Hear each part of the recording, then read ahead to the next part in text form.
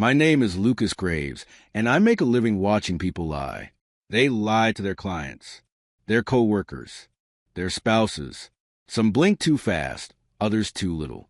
Some fidget, some go utterly still. But they always give themselves away. Always. That's the thing about liars. They forget the world is full of cameras now. And I just happen to own a company that controls most of them. I built Graves Tech Security from my garage into a multi-million-dollar surveillance empire. We install everything, from penthouse biometric locks to deepfake detection, software used by governments and banks. I've testified in court, consulted for police, and sold encryption systems to Fortune 500 companies. Privacy is a myth and betrayal is a constant. I never thought I'd end up on the receiving end. But here we are.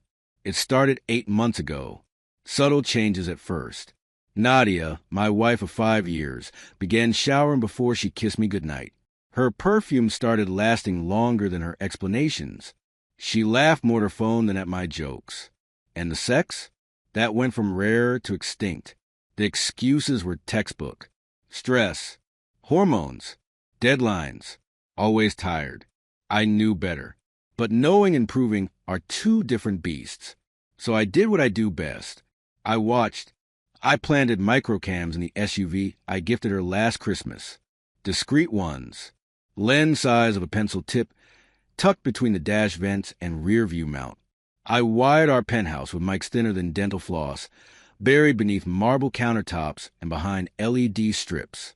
I synced everything to a hidden server no one but me could access, not even my CTO. And then I waited. Tonight, I'm reviewing the footage from her third business trip this month. She claimed she was in Atlanta, attending a weekend-long wellness retreat. Her phone's GPS matches. Of course it does. She knows I could track her, but her laptop, that's where she slipped. She forgot to disable auto backup. One keystroke later, and I'm in. The footage is timestamped 2 nights ago. I paused the video. There she is, my wife, wearing the same beige trench coat she wore the day she left, walking into a sleek boutique hotel in Buckhead. Alone, she checks in, smiles at the concierge, and turns toward the elevator. That's when the second person enters frame. A man, dark tailored suit, no tie, familiar gait. I rewind, slow it down, zoom in. My stomach coils. It's Tristan, my best man. The same Tristan who toasted us with top-shelf scotch at our wedding. The same Tristan who once helped me move apartments in the rain. The same Tristan who cried when my mother passed and hugged me like a brother. I stare at the screen like it might change. Tristan leans in, kisses her neck, and takes her overnight bag like a perfect gentleman. She laughs. God, I haven't heard that laugh in months. And they disappear into the elevator together. If you are interested in what you just heard, don't keep it to yourself. Drop a comment, letting me know where you're watching from. Your thoughts matter. And if you want to stay in the loop for what's coming next, hit that subscribe button and turn on notifications. As I tell you the rest of what happened, you won't want to miss a moment of this. I let the silence throb in my chest for a full minute. Then I hit play. Another angle. Hallway cam. Room 1408. She swipes a card and opens the door. He follows. And then there it is. She pulls him in by the collar. I close the video before it turns pornographic. I'm not here for the show. I'm here for the evidence. But then something catches my eye. The card. She used my credit card. The one I keep on file for emergency hotel reservations during travel mishaps. The one tied directly to our joint account.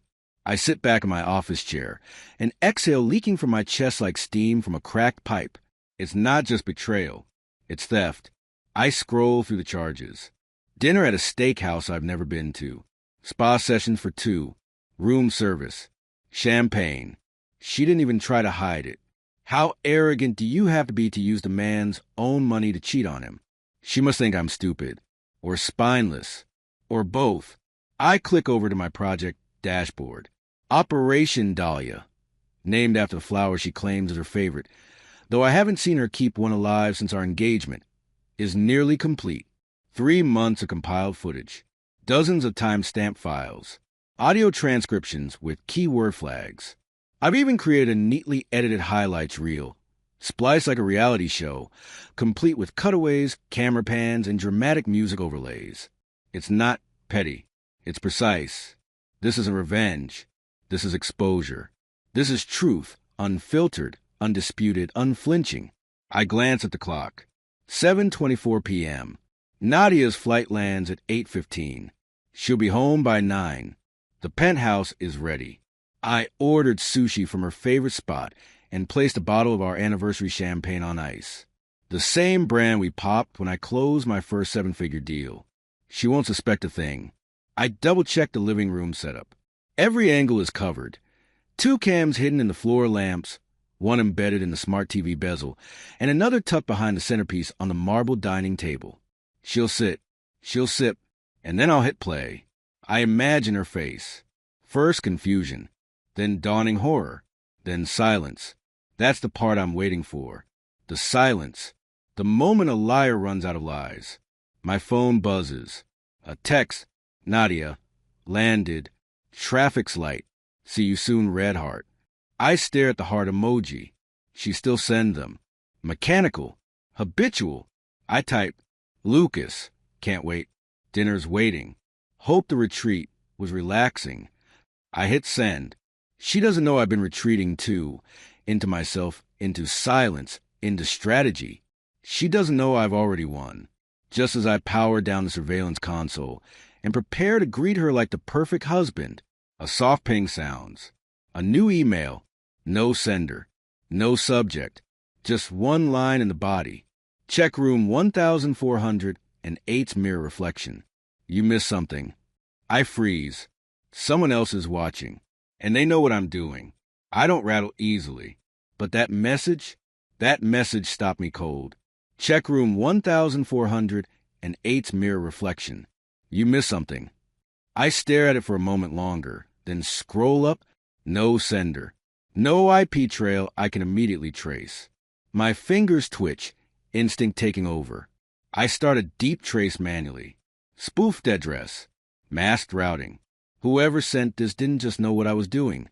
They knew how to do it better. And that narrows it down to about 5 people in the country. Maybe 3. I reopen the footage of Nadia and Tristan entering the hotel suite. Room 1408.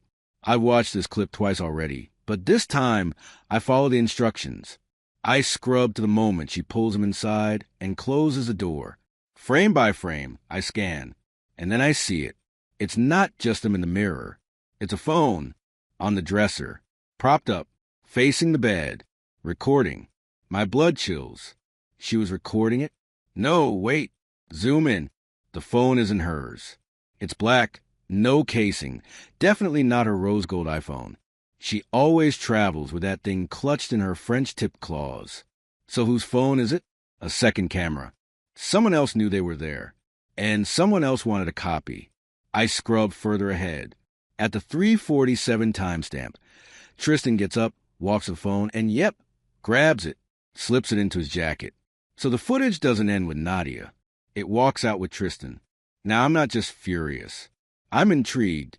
There's a second recording of their betrayal out there, and someone wants me to know it. Why?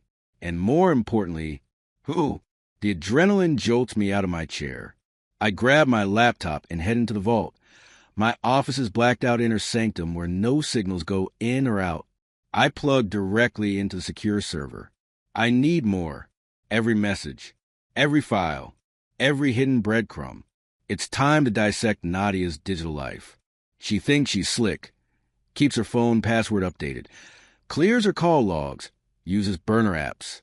But she forgot that her smartwatch syncs automatically every time it touches our home network, and she's been wearing it during her little girl's nights. That was her first mistake. A few keystrokes later, I'm in her cloud backups, text messages, calendar entries, deleted photos. The first thing I notice, she's been deleting her period tracker app logs. She used to mark every cycle religiously. Now, gaps, 2 missed months. Then reinstalled, then wiped again. The dates line up with her wellness retreats. I open her email inbox, not her personal one, her old wedding planning email that she forgot was still active, and more importantly, synced to her calendar. Bingo. There's a hotel reservation confirmation from 5 months ago, booked under Tristan James. Paid using, my credit card. 5 months. I thought this affair was recent. Turns out they've been screwing since December. I double-checked my own travel calendar. I was in Zurich that week for a cybersecurity summit. She planned that. She wanted me gone. I clenched my jaw so hard I'd taste copper. Every goddamn flight. Every gift bag she packed with care. It wasn't love. It was logistics. I was being scheduled around like a business trip. And then I find it. The messages, buried inside a password-protected folder, labeled meal preps. She hid her affair inside an app one installed for her New Year fitness goals. Cute. I cracked the password in 12 seconds. Inside, screenshots, audio files, a full-blown archive of their digital romance. Messages like, I can't keep lying to him much longer. You don't have to. Just wait until after his IPO. He's been distracted. It's the perfect time. The perfect time? For what? Wait, IPO? Graves Tech is weeks away from going public. That's when it hits me. This wasn't just cheating. This was leverage. She was waiting for my net worth to go through the roof before making her move. Probably a high-stakes divorce. Maybe even blackmail. Record herself being mistreated. Spin a story. Take half. Hell, maybe more. There's even a draft of an unsent email. Lucas, I never meant to hurt you, but I've met someone else. We've grown apart, and I deserve to be happy. I hope we can settle this without making it ugly. Nadia. The timestamp? 6 weeks ago. She drafted a breakup. She was ready to detonate this marriage and walk away with her hands clean. Except I'm not the man she married. I built my empire watching wolves in sheep's clothing. She thought I was asleep at the wheel? I'm 10 steps ahead. Always. A notification pings in the corner of my screen. Someone just attempted to access my private email server. Failed login. 6 times. The IP is out of Seattle. Evelyn? That name slips into my mind before I can stop it. Evelyn Hart. My ex. My only rival in the surveillance business. And the woman I thought I'd marry before everything burned down. I haven't spoken to her in 7 years. But if she's the one sending me clues. Suddenly, this whole betrayal feels like the tip of a much deeper dagger.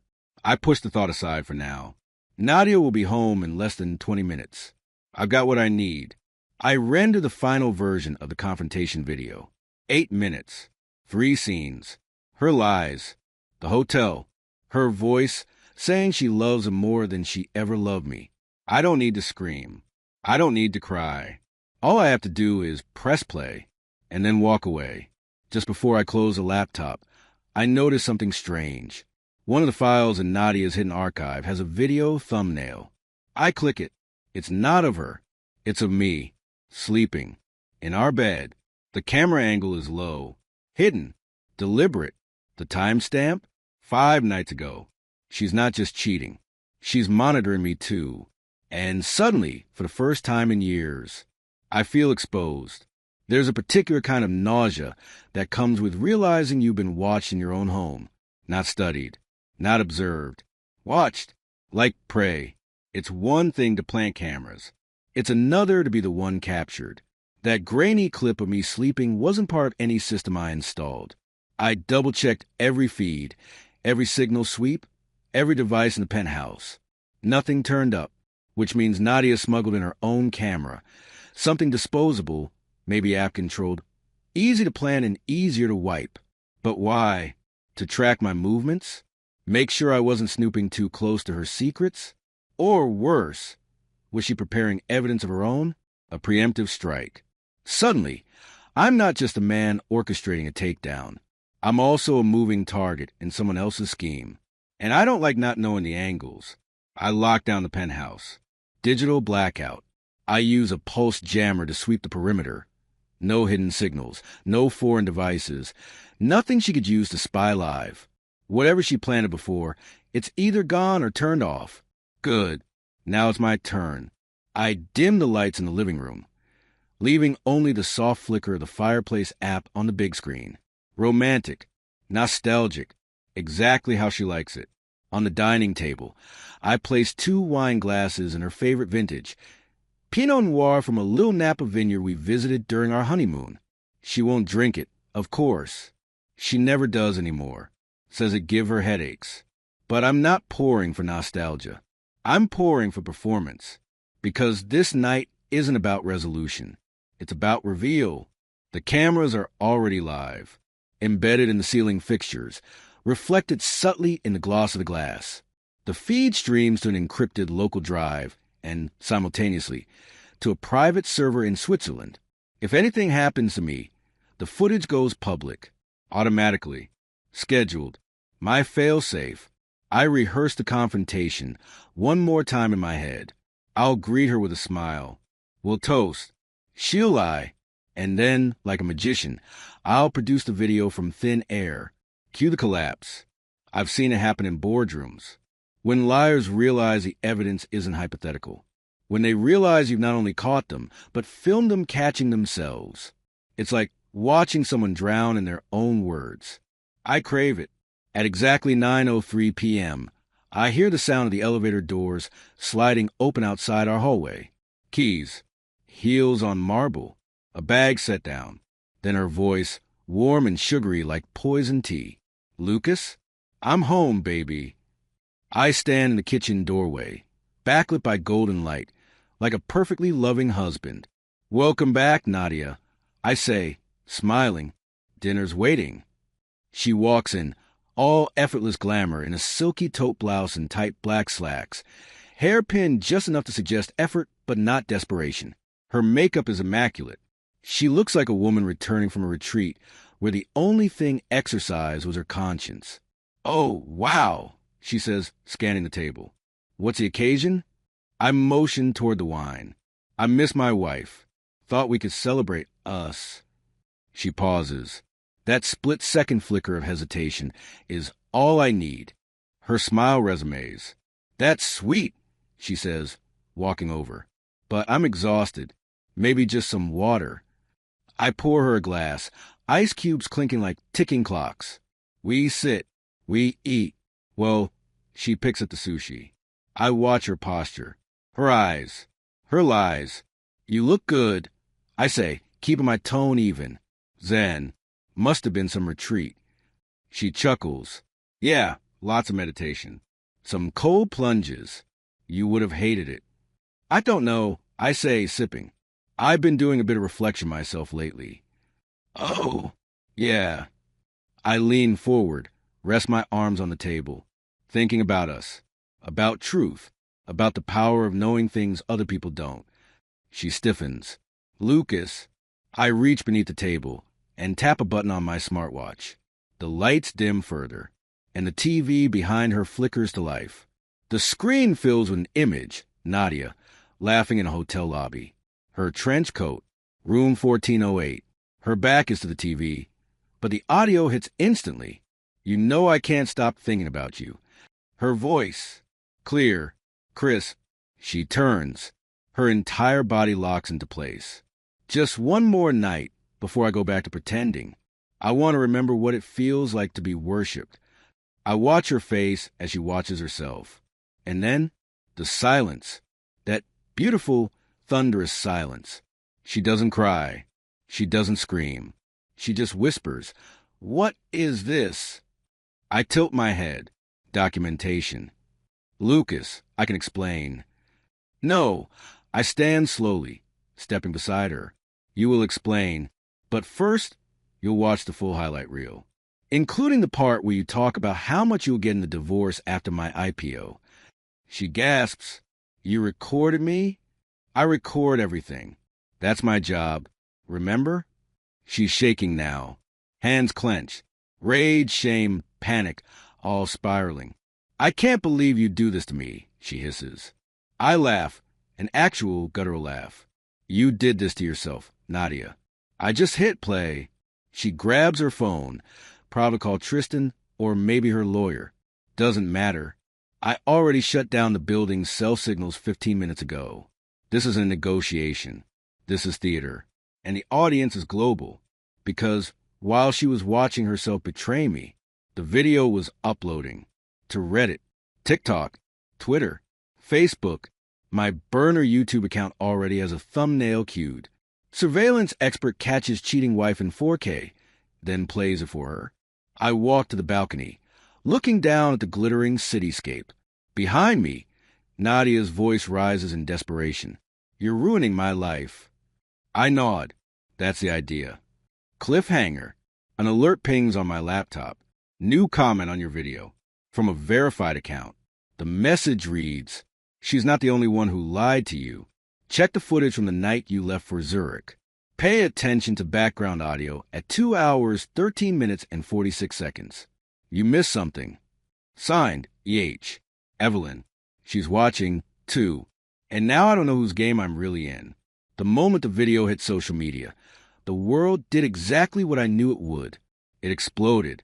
By sunrise, the clip had over 2 million views. By lunch, TMZ had run a headline. CEO husband exposes cheating wife with hidden cameras. Internet declares him king of revenge. And by dinner, I had sponsorship offers in my inbox. A dating app wanted to use my face for a campaign. "You saw the red flags, will you?" A podcast begged me for an interview. Some guy in Dubai offered me $40,000 to teach him how to catch liars like a ghost. I said no to all of it, because the truth is, none of this was for fame. It was for clarity. I didn't want clout. I wanted justice. And yet, as I scroll through the thousands of comments, I feel something I didn't expect. Power. Real visceral power. The world had seen her for who she really was. And more importantly, they saw me, not as a fool, but as a man who refused to let betrayal go unanswered. Hashtag Lucas New was trending. Hashtag Surveillance King. Hashtag Cheaters Exposed. My face was a meme. My voice, clipped and looped over trap beats, was part of a TikTok soundbite now used in dance videos, car reveals, and sarcastic skits about trusting your gut. But none of that mattered as much as the one comment I kept coming back to, the one that wasn't clout chasing. Check the footage from the night you left for Zurich. Pay attention to the background audio at 2 hours, 13 minutes, and 46 seconds. Signed, EH. Evelyn Hart. My ex. My rival. The only woman who ever got under my skin and stayed there like a shard of glass. I pulled the Zurich night files from cold storage. Footage was clean. Bedroom cam.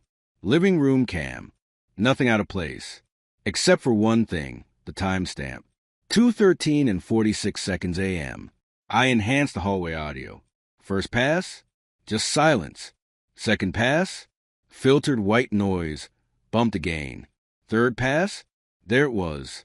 A voice, low, urgent, muffled like it was being whispered into a sleeve. "He's gone. Tonight's the window." Drop it behind the diffuser.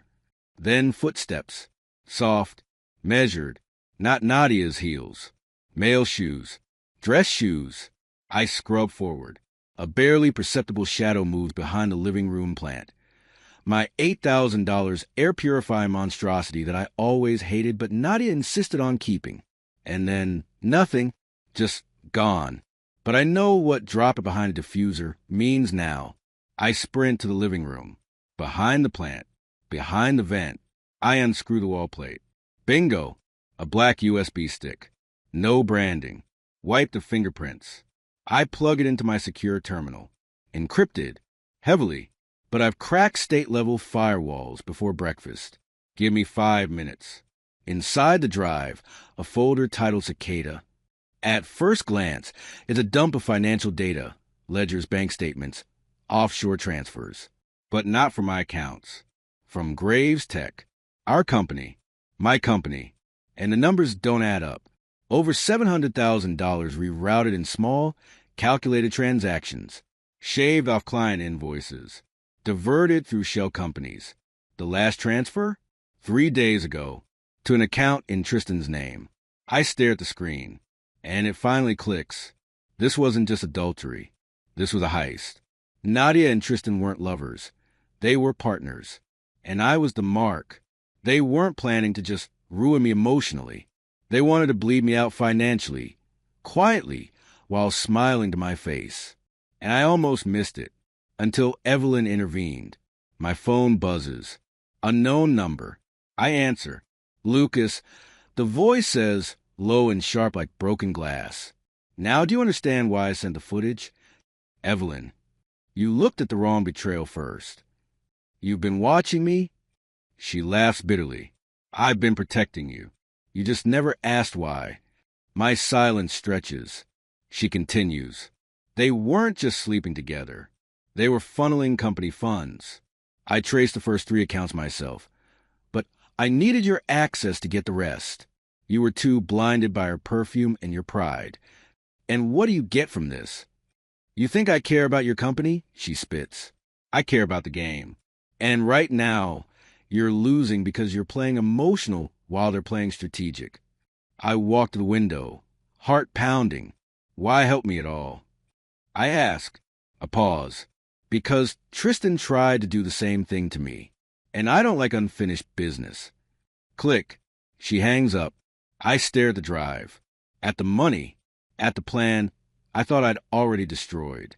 Turns out the confrontation was just an appetizer.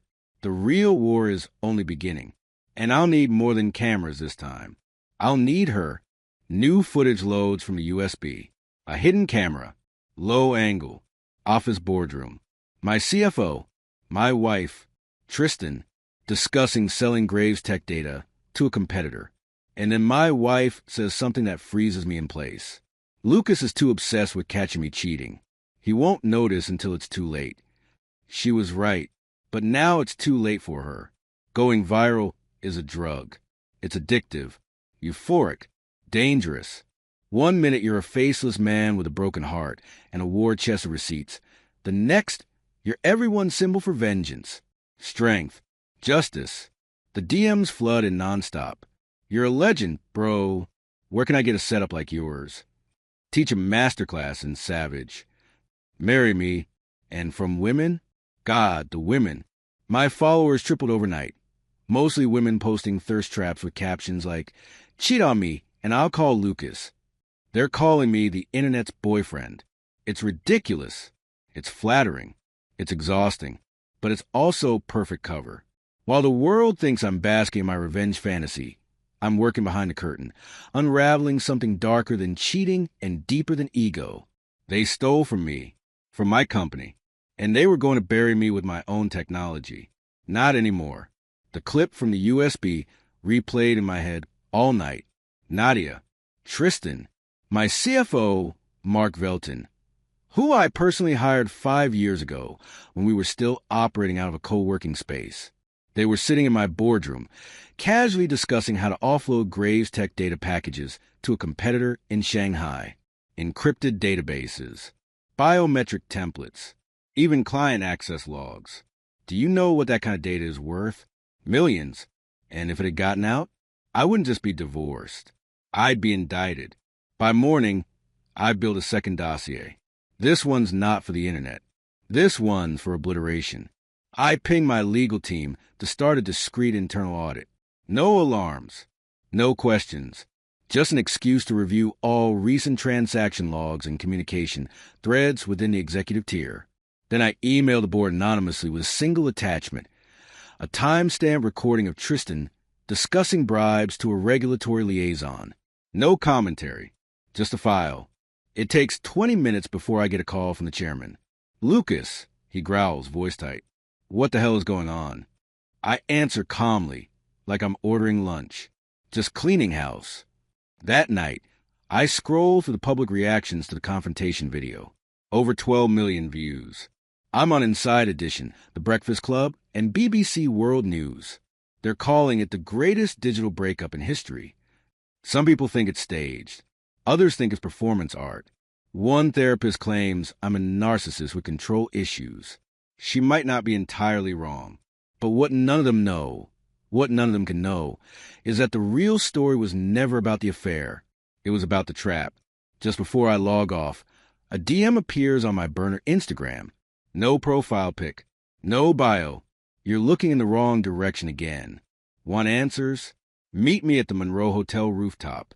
Tonight, 11 p.m. Come alone. I read it twice. And then a third time. I already know who it is. I arrive at the Monroe 10 minutes early, parked where the cameras won't reach. The rooftop is quiet. Moonlight slicks off glass railings and chrome furniture. The city pulses below, oblivious. And then I hear her, heels clicking, laughter sharp enough to slice open old memories. Evelyn Hart, same stride, same smirk, dressed in tailor black like revenge in heels. Nice to see you haven't completely lost your edge, she says, approaching with a drink already in hand. Your timing's still impeccable. I eye her carefully. You're enjoying this. She sips. A little, but not as much as you're going to enjoy what I'm about to tell you. I cross my arms. Start talking. She nods toward the skyline. Nadia and Tristan weren't just after your money. They were after your company. The IPO made you vulnerable. You were focused on valuation and shareholder confidence. It was a perfect time to cut you out. Impossible, I say flatly. I hold 52% equity. Not if they dilute your shares during a merger with a shell acquisition company. One I traced to a fake startup registered in Estonia. It's already in motion. I blink. That kind of betrayal isn't emotional. It's corporate murder. They were going to erase you, Lucas, not just from your marriage, from your empire. She hands me a flash drive. Everything I found. Use it or don't. But I didn't come to gloat. I came because I know what it feels like to be buried alive by people who smile to your face. I narrow my eyes. And what do you want in return? She laughs softly. That's the difference between me and them. I don't want anything yet. Then why? She shrugs. Maybe I just want to see what happens when a man like you finally lets himself be dangerous. I don't say anything. Just watch her walk away, disappearing into the elevator like a ghost I summoned. Later that night, I review the documents. Buried among the shell company transfers and falsified board memos is something that makes my blood run cold. A contract, signed, authenticated, granting Tristan James temporary CEO authority over Graves Tech in the event of my extended absence. It's dated next week. They weren't just going to steal from me. They were going to erase me completely. And now I know what extended absence meant. They weren't just cheating. They were planning to kill me. It's not paranoia if they really are trying to kill you. I've always lived by that code. When you spend your life designing surveillance systems, you learn to read threats not by what people say, but by what they don't. The pauses, the glances, the well-timed absences. Now, I see it all with terrifying clarity. The fake startup, the Ford CEO clause, the video of me sleeping, probably to track when they could slip something into my drink. Or worse, stage an accident. A few missteps on a rainy balcony. A sudden cardiac event. A car with cut brake lines. And just like that, Lucas Graves disappears. I pour a glass of scotch and sit in my office with a flash drive Evelyn handed me. The city skyline humming behind me like an audience waiting for an encore. Inside the drive is more than just proof. It's a war map. Every account. Every transfer. Every message. Evelyn's digital fingerprints are everywhere. Annotated notes, time-stamped code logs, even wiretap audio files she clearly shouldn't have had access to. She didn't just investigate them. She infiltrated them. But why? Was it revenge? Pity? Something else? There's one file at the bottom of the folder. A video, labeled simply, "Don't forget who you are." I hit play. The screen fills with grainy footage. A younger version of me, college era, cocky, hungry, and reckless, sitting across from Evelyn in a coffee shop. The footage is old, the kind taken from a laptop cam or phone. She's laughing. I'm gesturing wildly, a flash drive in my hand. If anyone screws me over, I don't get mad. I say in the video. I build a box and trap them in it. I make them regret ever breathing in my direction. Evelyn looks into the lens, right at the future version of me. Exactly, she says. Don't forget who you are, Lucas. The video ends. I stare at the dark screen. She's not just reminding me of the past. She's telling me to finish the job. I call her. No pleasantries. Why are you helping me? A pause. I already told you, she says, cool and clipped. I know what they're trying to do. You're the only person smart enough to stop them. And, frankly, I don't like watching smart men die stupid deaths. But this goes deeper than that. You knew Nadia and Tristan were targeting me months ago. Why didn't you come to me sooner? Because you wouldn't have listened, she snaps. You were still playing house, pouring wine for a woman who was poisoning your bank accounts. Silence stretches between us. Then she adds quietly, besides, I owed you. Owed me what? For walking away before I could destroy you the way she almost did. Her voice catches at the end, just barely. And for the first time in years, I hear something in Evelyn Hart I've never heard before. Regret. I pull up the internal camera logs from Graves Tech's executive offices. Now that I know what to look for, it's all there. The late-night meetings. The whisper huddles between Tristan and Mark. The unsigned documents shuffled in and out of our server rooms under the guise of maintenance. Evelyn wasn't wrong. They weren't just stealing. They were building a case to replace me. The forged emails. The fake documentation of my supposed mental instability. Crafted like a trail of breadcrumbs leading toward a mental breakdown. They planned to paint me as a paranoid, volatile man on the verge of collapse. Then they'd take everything. The worst part? They almost succeeded.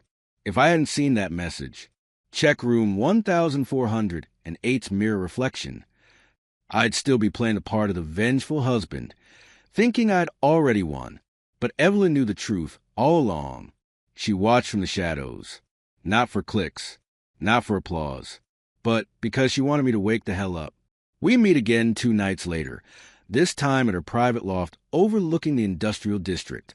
It's minimalist, dark wood, matte steel. Surveillance monitors line one wall. Cycling through feeds I don't ask questions about. She pours 2 glasses of red wine. This time, she drinks. So, she says, sliding a tablet toward me, you ready to finish this?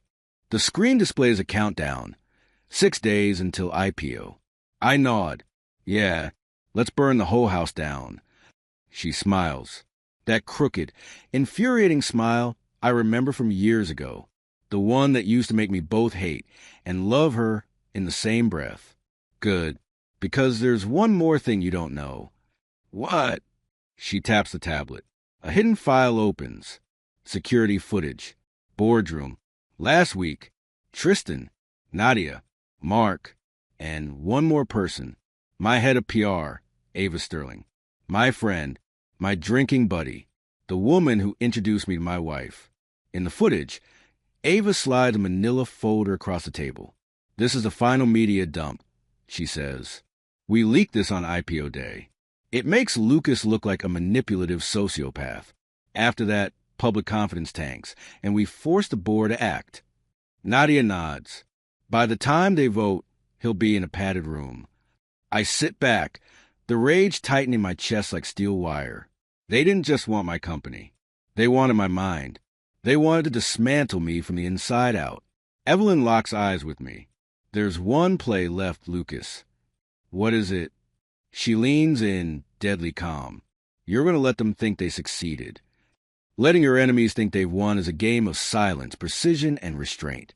I've played it before, on hackers who thought they were breaching my firewalls, on corporate spies who thought they were extracting data I'd planned for them to find. But this time it's personal. It's blood deep. The stakes aren't just pride or money. They want to bury me. And now I know exactly how I'll make them choke on the dirt. I follow Evelyn's instructions to the letter. First, disappear. I skip 2 board meetings. Cancel all my public appearances. Let my assistant field calls with vague excuses like, Lucas isn't feeling like himself lately. And he's under a lot of pressure with the IPO. Then plant the doubt.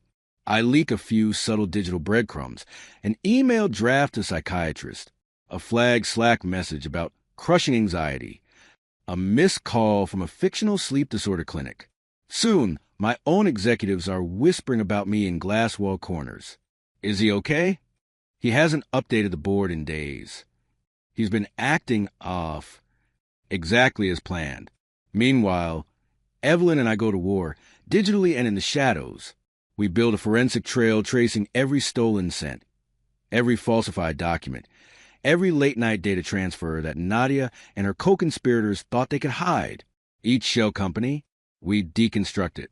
Each fake account, we reroute it to a honeypot server that mirrors their exact activity. Each conversation, recorded, transcribed, and time-stamped for the final strike. It's like assembling a bomb with wires made of truth, and the timer's ticking down to IPO day. But revenge, when it's real, never comes clean. We find something we weren't supposed to. A bank transfer to an account in the Cayman Islands. Not in Nadia's name. Not Tristan's. Mark Velton, my CFO. And the amount?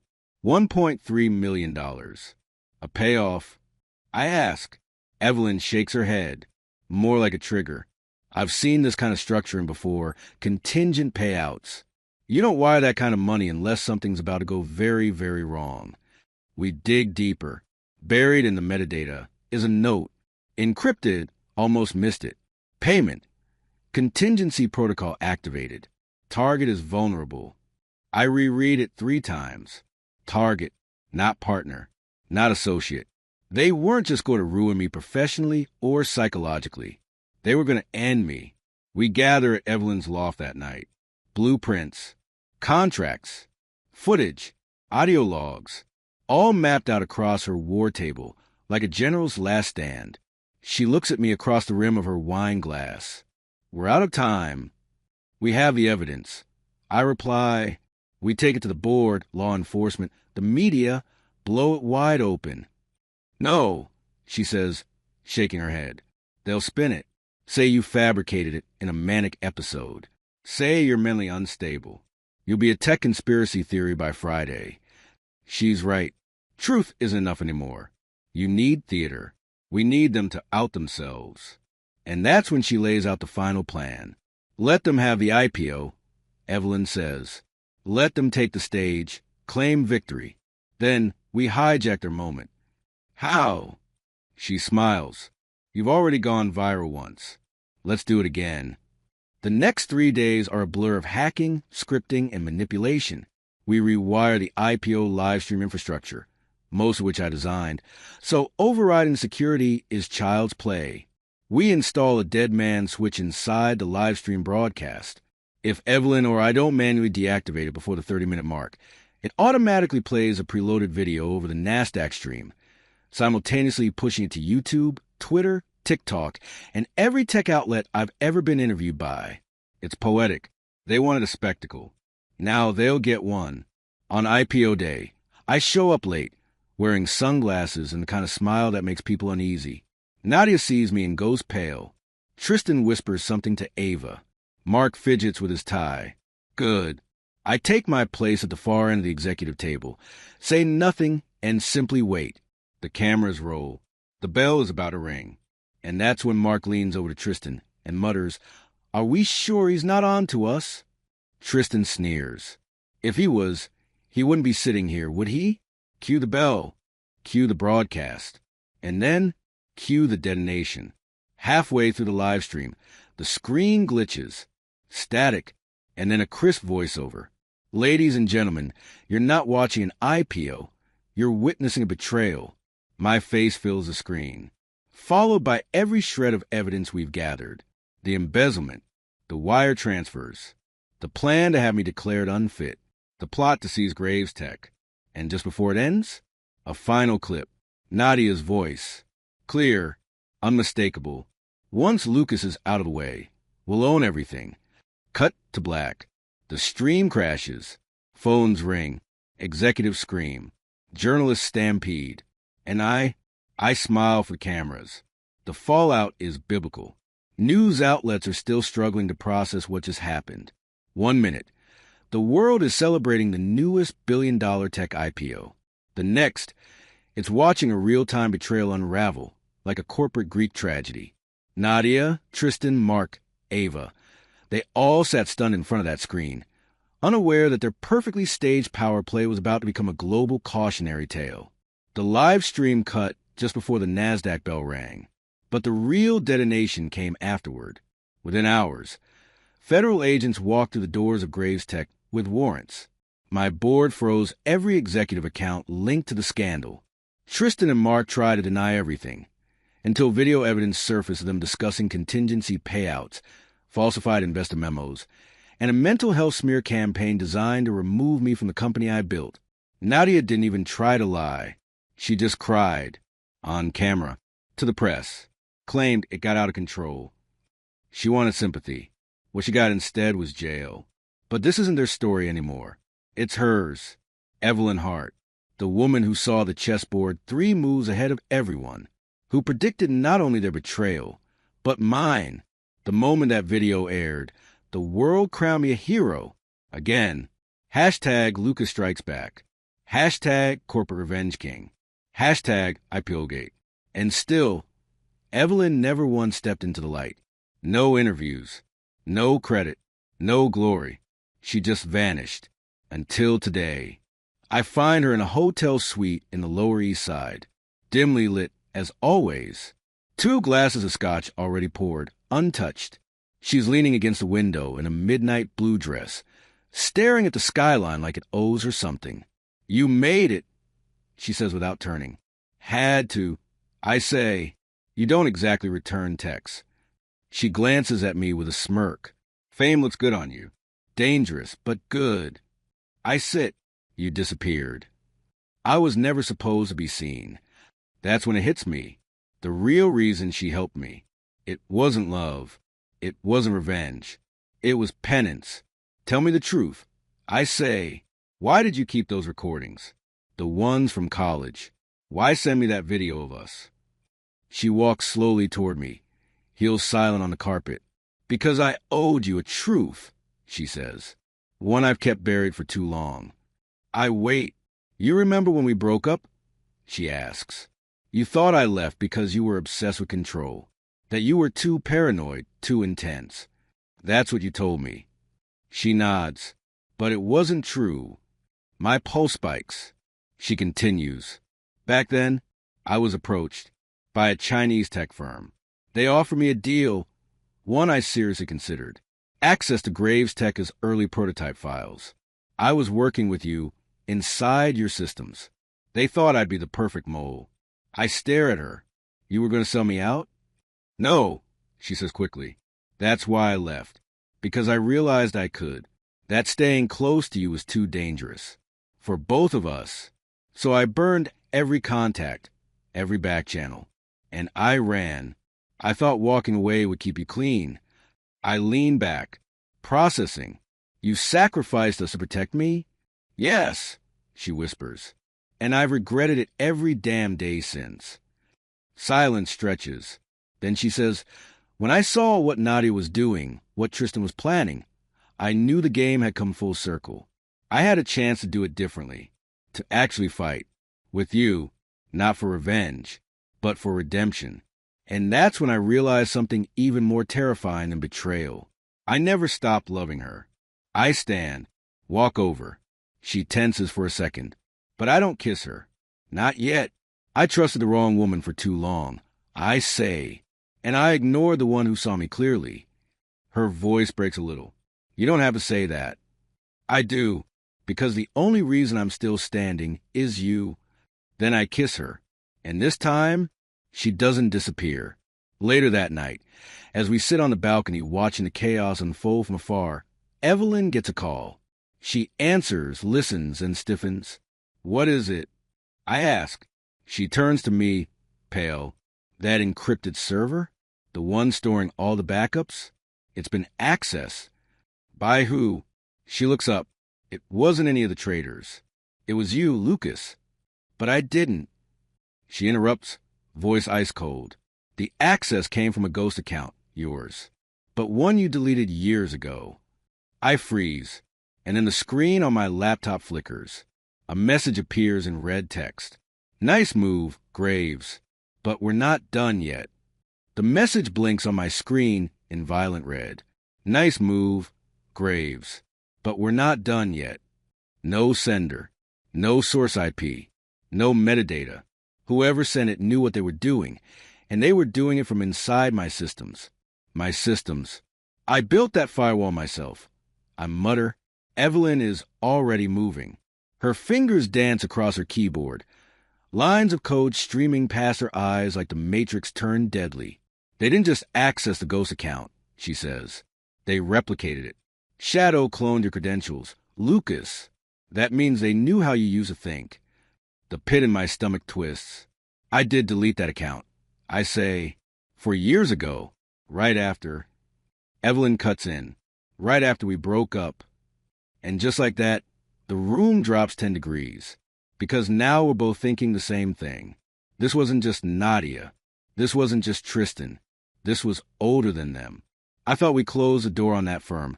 I say, pacing. The Chinese shell company, the one that tried to recruit you, they never needed me. Evelyn says slowly, not if they could find someone else. Someone closer to you. Someone willing to play the long game. My mind races. Who had access to my systems 4 years ago? Who helped me write my biometric encryption? Who sat across from me in strategy meetings? Who always pushed for early expansion into international markets? My blood turns to ice. Ava, I whisper. Goddamn Ava Sterling. Evelyn's eyes widen. It fits. Every move Ava made. Every gentle nudge toward Nadia. The way she convinced me to fast-track the IPO. Her silence during the fallout. She didn't defend herself. She disappeared. Because her mission wasn't over. She was the real handler. The inside agent.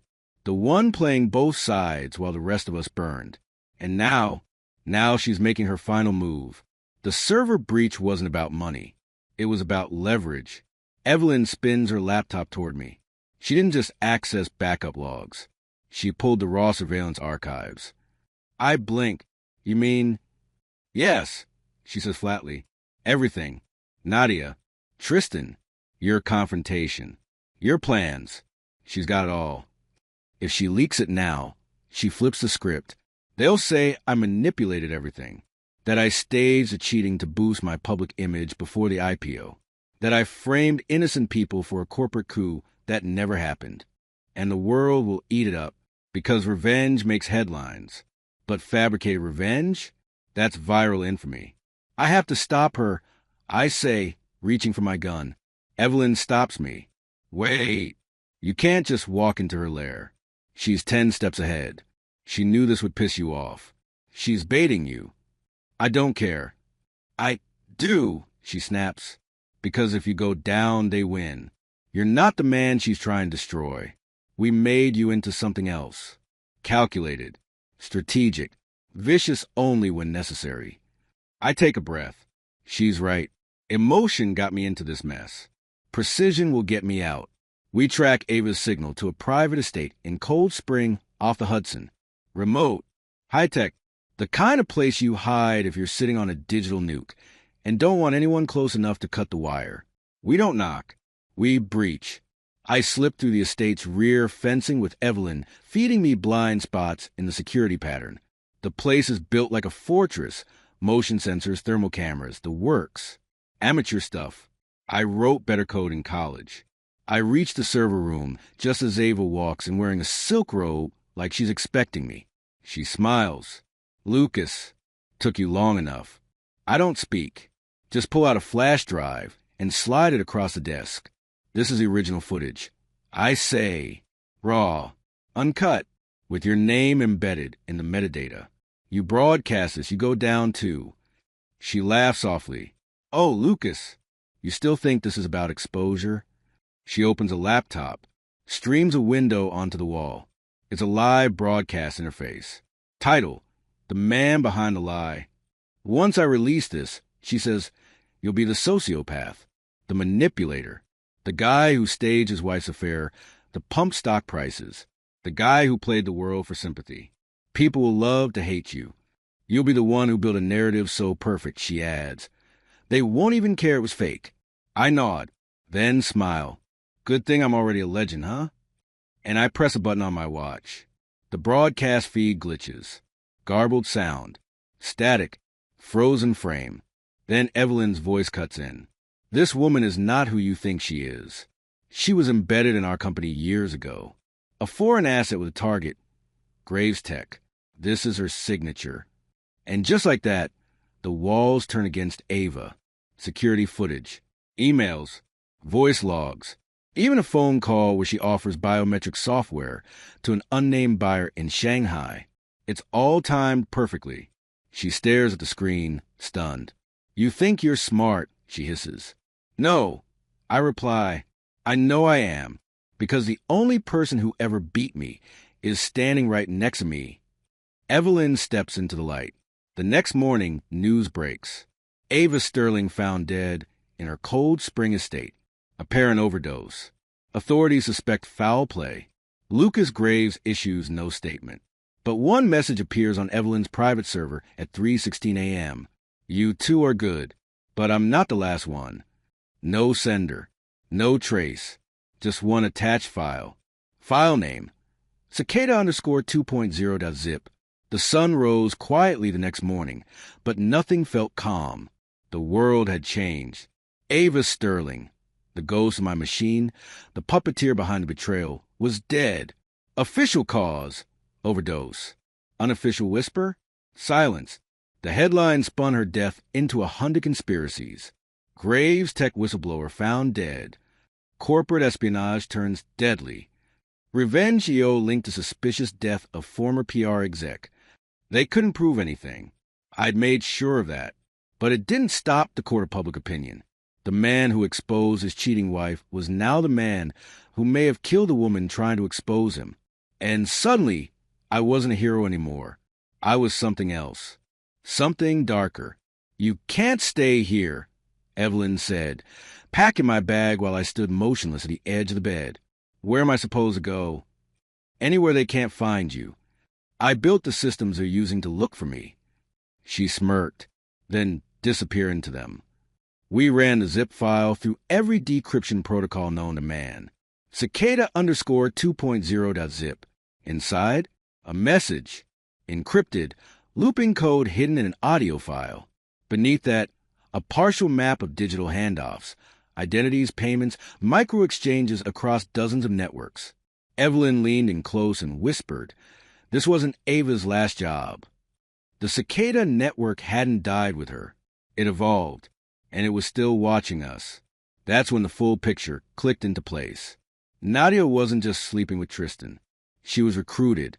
Tristan wasn't just embezzling. He was placed. Mark wasn't just bribed. He was compromised. And Ava? She was a spider who spun the web. But the web didn't die when she did. It simply pulled tighter. So I let them bury me. For the second time.